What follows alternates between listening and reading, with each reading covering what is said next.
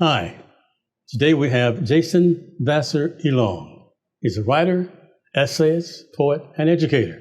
All today on The Berne Hayes Show.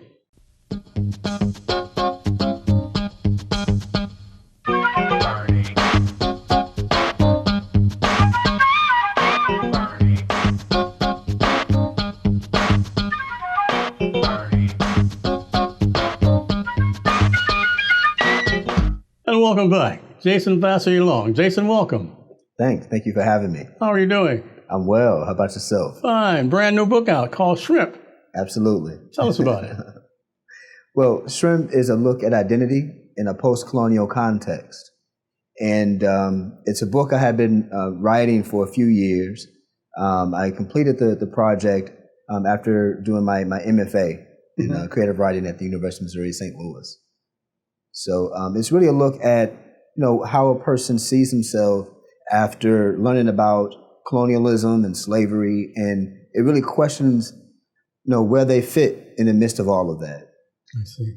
Okay, the diaspora. Okay, the African diaspora. It says here, I'm going to read some quotes from the back of the book. It says, Shrimp, the debut poetry collection of Jason Vasser Elong, examines the African diaspora in a post-colonial context using shrimp as a metaphor for the small things in life, and using the shrimp motif, Vasser Elong weaves together his ancestral past and present through nature, through topography of the land and all creatures, great and small, simultaneously casting a light on the broader cultural and socio-political issues of the day. Now, what does that mean?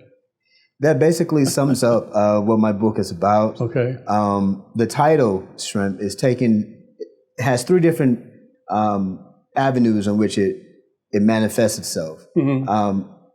So in doing my research, I found that my ancestors were taken from Cameroon in Central Africa. And when the Portuguese, we learn from history that the Portuguese initiated the transatlantic slave trade. Right. And when they traversed the African coastline, they went up what's called the Wari River, looking for large prawns, also known as shrimp. And they named the region Camarão, which is Portuguese for large prawn or shrimp. And so the first layer of the title of the book takes on the actual meaning of where the country of Cameroon got its name.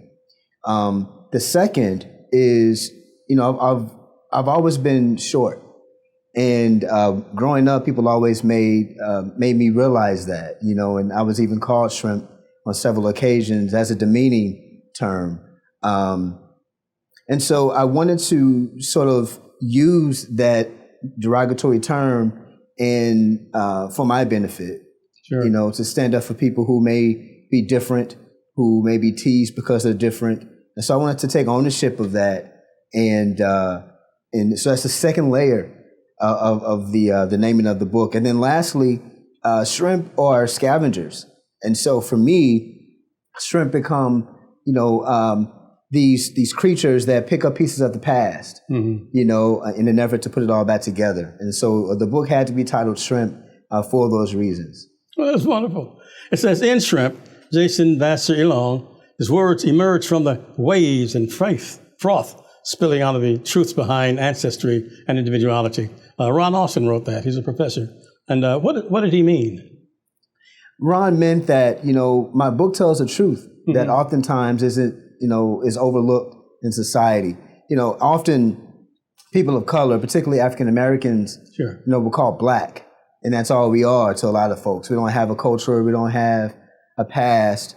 And so I wanted to do my due diligence to express that, yes, I do have a past, we do have a past, and it didn't originate in America, it originates elsewhere. And so I wanted to tell my story from that perspective. Okay. Also, through the inviting poems in Shrimp, Jason Vasser Elong includes us on his lyric quest to determine who he is and in what way he has an individual connection with his family, his multiracial lineage, and present-day society. And also from another author, Sally Van Doren. I guess we know what that means, but what was the inspiration to write it? You told us about being shrimp and short and so forth, but what was that inner feeling that inner sanctum that brought this out? I'm glad you asked that, Bernie. Growing up, I would always watch National Geographic and PBS and other educational programming. And in that, I was always taken by the Africans that they would research or that would have documented in these programs. And I learned as I got older that the people studying those African peoples were called anthropologists. And so I wanted to study anthropology in college to learn more about my own history, but also to learn about other cultures. And so I want to use my degree in a creative way in incorporating my art as well. Well, tell us, who is Jason Vasser Elong? Tell us about your education. Tell us about your family. Tell us about your life here in St. Louis. Absolutely. So I was born Jason Nicholas Vasser, and my mother was an educator, is an educator. My father worked in corporate America, but he was also a magician. My father has always been someone who never shied away from who he was. Neither one of my parents were. And so I believe I got a lot of my inner strength from them, watching them operate in society. And so I grew up, with the confidence that I could make something of my life, whatever that meant.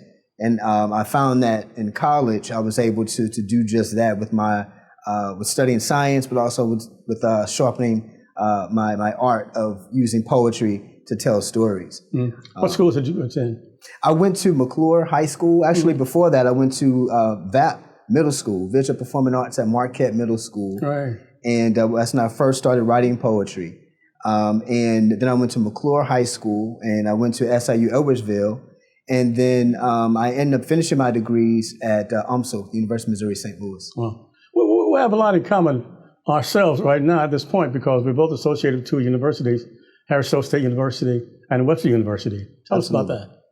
Absolutely. So I first started teaching after graduate school and at Harris-Stowe State University, teaching English, teaching everything from English composition to literature and other courses. And I really enjoy the environment there, I enjoy the students there. And currently now I'm also teaching at Webster University, teaching incoming freshmen admitted to the university, so teaching English in that realm as well. So I've been teaching overall for the past 7 years, and I really enjoy being in the classroom. I enjoy even now virtual classrooms, because teaching to me is fun. Yeah, it's fun. Tell us how we can get the book, and let us see the book cover, and tell us how we can get it. That book is right in the back of you, I'm sure. Yeah. Absolutely. So the book can be purchased on my website, jvasserelong.com. That's a little fast. That's a little bit fast. Oh, slow it down. jvasserelong.com is where you can find my book. It's also available at the University of Chicago Press. It's available on Amazon, and it's also available on my publisher's website, Two Leaf Press.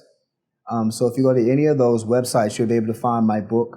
It's also available in a Kindle form as well. So for those who like ebooks, it's also available in that format as well. Great. It says here, Jason Vasser Elong's verses full of the very sinews of our heart muscles. I didn't read this before. It says, with the surgeon's eye, he moves from massaging the muscle to life. Shrimp is an outstanding debut collection.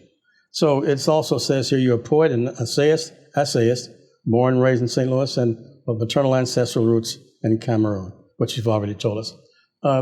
Before we let you read some of the poetry from here, what do you hope the people who buy the book will get from it? I hope that people will get truth out of my book. I hope they enjoy the poems. I hope they enjoy the stories. And I just really hope that they get a glimpse of what it's like to be someone who is sort of caught in the middle of the waves of life, as it were. I hope that people can see themselves in the work, and that they can find strength in overcoming obstacles along the way. Great. In our next segment, I'd like to have you read some of the poetry from your book, some of the essays and so forth. In the meantime, we're at the New Life Evangelistic Center. We're at 2428 Woodson Road in Overland, Missouri, 63114. And the programs that Reverend Larry Rice ran at 1411 Locust Street are now continuing here in Overland. And we need your help and support just to keep these things going, especially during this pandemic time. We need help. We need your help. And you can help us through Post Office Box. You may help us through Post Office Box 476, St. Louis, Missouri, 473, that is. Post Office Box 473, St. Louis, Missouri, 63166. That's Post Office Box 473, 63166. That's New Life Evangelistic Center. That's one word, New Life Evangelistic Center. And you may do it online at www.newlifeevangelisticcenter.org. American Express, MasterCard, Visa, Discover Card. Takes less than 2 minutes for a gift, a donation, investment in the New Life Evangelistic Center. Back with Jason Vasser Elong after this. Will you help New Life Evangelistic Center get back into 1411 Locust Street? Your tax-deductible gifts are urgently needed at this particular time, and there's many different ways that we're working to get back in that facility. One of the ways is to continue to inform the community through the Berne Hayes Show and other programs. And if you haven't supported the Berne Hayes Show and the work of New Life Evangelistic Center, please do it now. It's urgently needed. Your gifts are deeply appreciated. So many homeless people are waiting to get back into 1411 Locust, and so many others need the direct help that New Life is trying to provide at this time, but it's facing some real financial needs, and that's why your gift is very, very important. And to express our thankfulness for all of you that are sharing your gifts, we want to send you this special Berne Hayes cup. It's my wife's favorite drinking cup. She loves to drink out of this cup, and this is actually the only coffee cup she wants to use is the Berne Hayes cup. There's something very special about this cup, and we'll send it to each one of you that share a gift of $25 or more with the New Life Evangelistic Center and ask for your Berne Hayes cup. It's P.O. Box 473, St. Louis, Missouri, that's 63166. Your gift will not only help us get back into the 1411 Locust building, but will help our first responders that are on the streets, the first responders that we have out there day after day, night after night. It will help keep our women and children in our safe houses, continue to keep our training programs open, our worldwide mission work, whether it's in India, Haiti, Africa, so many different things the New Life Evangelistic Center is doing. In addition to NLEC-TV, tell your family and friends about it. Put it on your phone. Put on your get that phone app on all your friends' phones so that they can all see the Berne Hayes Show or go to 24.2. It's your prayers and gifts that make all of this possible. I thank God for those of you who continue to pray for the reopening of 1411 Locust and the work of New Life Evangelistic Center. There's so many obstacles we're facing as we try to help the homeless, but we're going to continue to give it to God. We're going to continue to pray. We're going to continue to work, but we need you to partner with us. So again, it's New Life Evangelistic Center, P.O. Box 473, St. Louis, Missouri, that's 63166. I thank God for each one of you that are praying, caring, and sharing. And welcome back. My guest, Jason Vasser Elong, is an essayist and a poet. Jason, the book itself, Shrimp, give us some of the content. Can you read some of the content of the book? I sure can. And are there categories or describe what you're going to read? Well, I'm just going to read a few poems from the collection. Sure. And they aren't so much in categories. They're just amassed in a story. Okay. So each poem tells a story, but if you read the book front cover to cover, then it tells an overarching story as well. Okay. So I'll begin with reading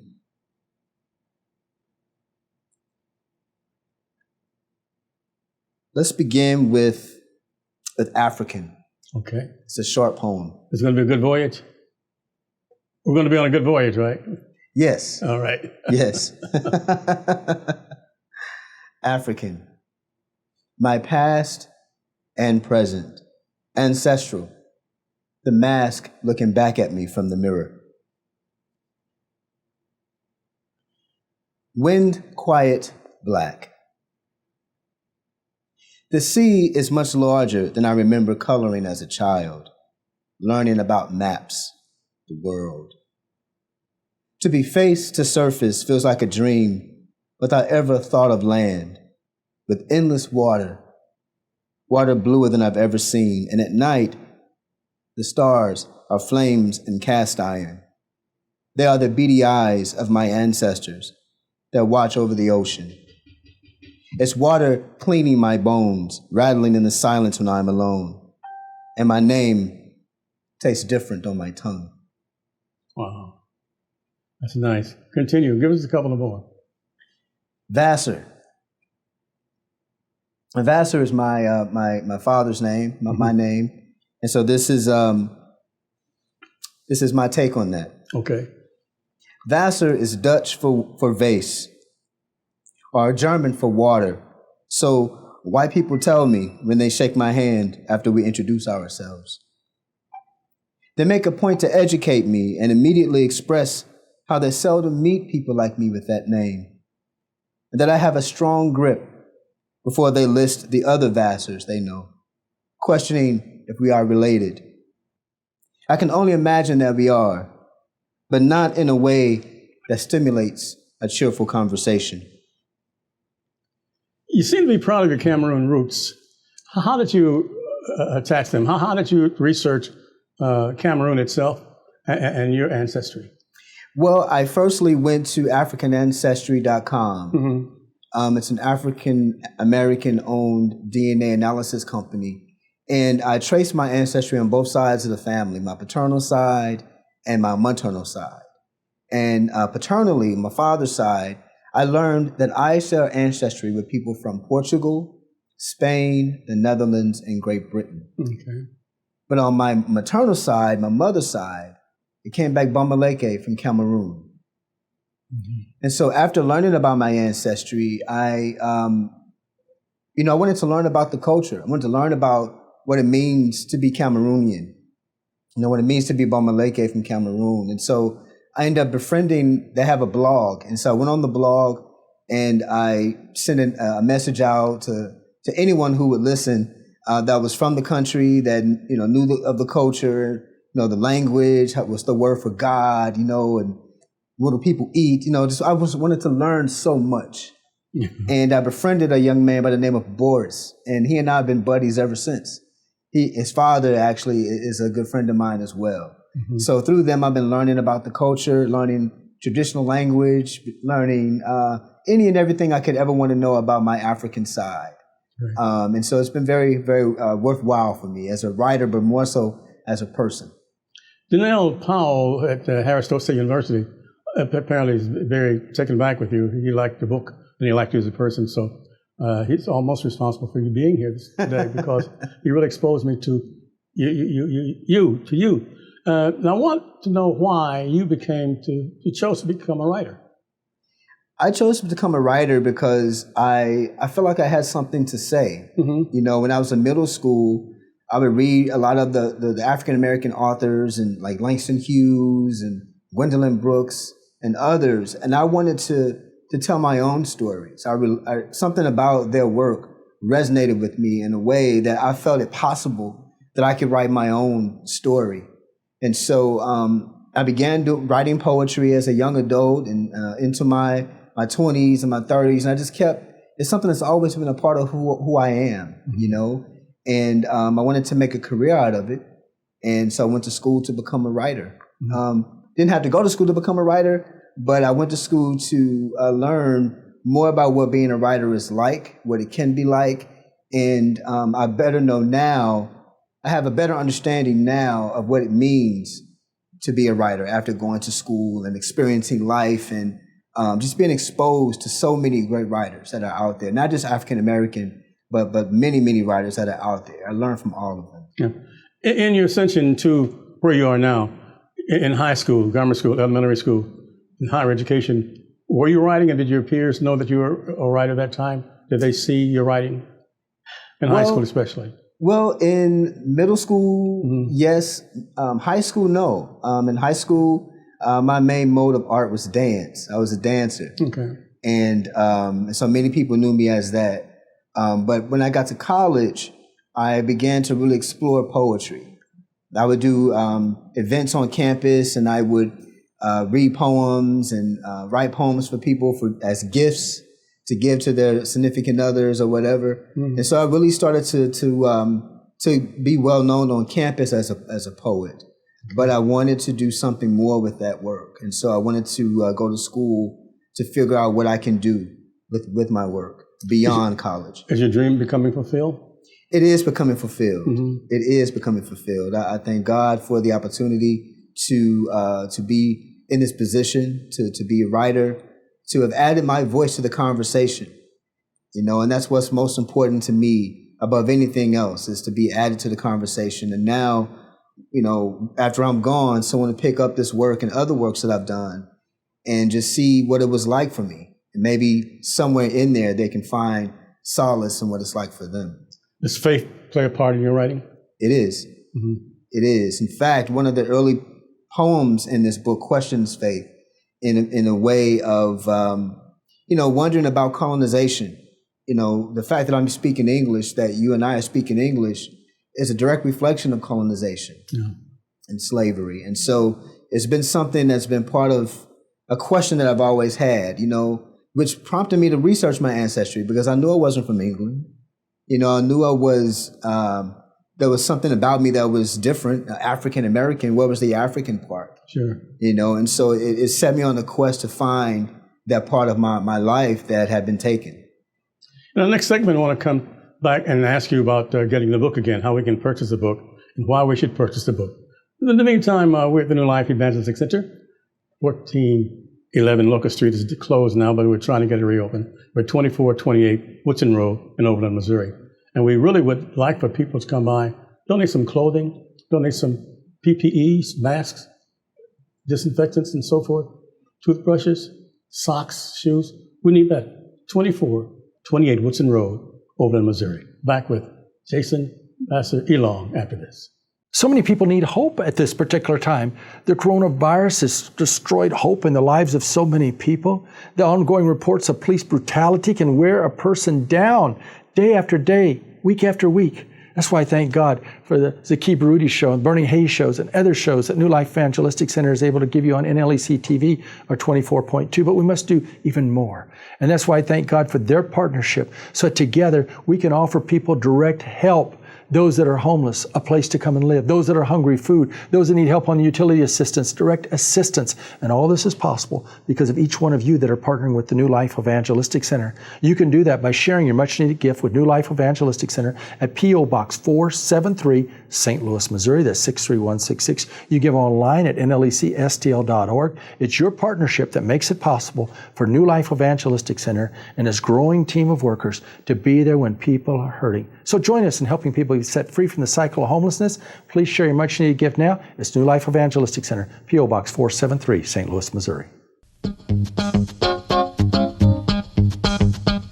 We'll return to our guests after this Black History Moment.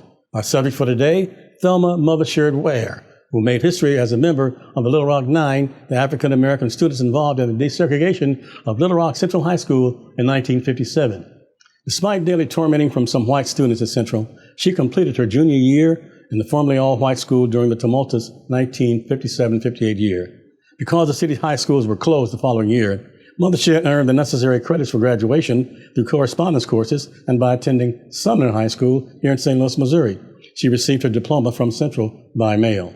Mothershed graduated from Southern Illinois University. She received an administrative certificate from Southern Illinois University at Ortonville, and she taught in the East St. Louis School District from 28 years before retiring in 1994. She married Fred Ware in 1965.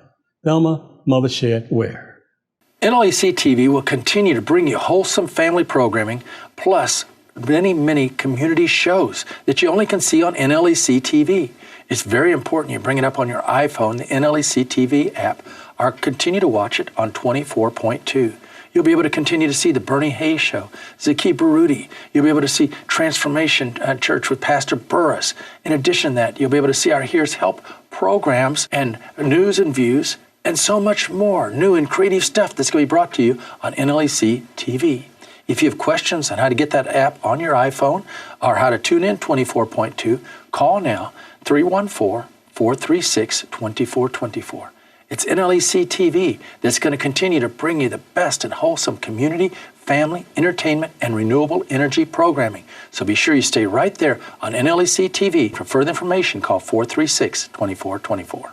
And welcome back. My guest is Jason Vasser Elong. He's a poet, essayist, writer, teacher, educator, and he's in the studio with us right here today. Jason, how can we get the book again? What's the name of it? The name of my book is Shrimp, and it can actually be purchased at Left Bank Bookstore here in St. Louis. Mm-hmm. It can also be purchased on my website at jvasserelong.com. It can be purchased at the University of Chicago's website, Amazon, and my publisher, 2 Leaf Press. Why should we buy it? You can buy the book with your charge card. We can, primarily at cash at Left Bank Bookstore, and so any way that you imagine purchasing a book, you can do so in those outlets. Yeah, that's how we can buy it. I'm asking you why we should buy it. Oh, excuse me. I'm sorry. I didn't understand the question. Sure. You should buy my book to support a young writer. You should buy my book if you're into poetry, if you are interested in African diaspora studies, and if you're just really into learning more about someone's perspective that is a member of the African diaspora and what they wonder about, what their inner thinkings are, being a person of color in this society in which we live. There are a lot of people who aspire to become writers. There's no age limit to that, is it? I mean, they can start young and go all the way up to 80s and 90s, right? Tell us why the thrill about writing. The thrill of writing is the thrill of really getting your voice heard, taking something that you ponder over and write it down, and someone finding value in what you've written is what being a writer is all about. But being a writer is really hard. There's a lot of rejection. There's a lot of, it's a saturated market because there's a lot of writers out there. And so my advice to any young writer or older writer would be to be true to yourself and your work and allow the work to speak for itself. Be who you've always meant to be in your work, in your writing, and don't allow anyone to influence you otherwise. Okay. Take the rejection that you may get as lessons learned. Okay. Once again, give us an overview of the book, Shrimp. So Shrimp, again, is a look at identity in a post-colonial context. It is a collection of poems that range from talking about slavery to talking about family. There's a lot of poems in here that reference my father. There's a lot of poems that reference my mother. My sister is very familial. It's very big on, wonderings and ponderings on ancestral self, on cultural self. And there are also some uplifting poems in my book. There's some love poems. There's some fun poems. I play with form a bit. So there's a lot of things in here that I believe someone can get out of. There's also some narrative poems, some longer pieces that are more essay in nature. But there are also some very short poems. And so there's something in my book for everyone who likes poetry or who wants to get into poetry or who just basically wants to sit down and have a good read and enjoy themselves. In very short terms, in layman's terms, give us a sense of self-esteem and pride that you got from your ancestry. That it's okay to be short. That it's okay to be different. Yeah. Okay. Yeah. And I assume that you're very proud of who you are and where you came from. I am very proud. Very proud indeed. Okay. Very proud indeed. So once again, tell us how to get the book and where. You can get my book Shrimp at Left Bank Bookstore here in St. Louis. You can also find it on my website at jvasserelong.com. You can find it on Amazon. You can also find it at University of Chicago Press and 2 Leaf Press, my publisher. Okay. It's called Shrimp. I want to say thank you, Jason Vasser Elong, for visiting with us today. I'm very, very proud of you, and I know I'm going to enjoy reading the book as everyone else. Thank you very much, Bernie. Oh, you're more than welcome. And good luck with it. And keep the faith, as they say. Yes, sir. Thank you for writing the book. Thank you so much for writing it. Thank you so much for who we are and let us know how we can also research our ancestry. Thank you, Jason Vasser Elong. My pleasure. I'm Bernie Hayes, and we're here at New Life Evangelistic Center. I want to thank everyone for continuing to support us here at 2428 Woodson Road in Overland, Missouri. Have a great day, and please stay safe.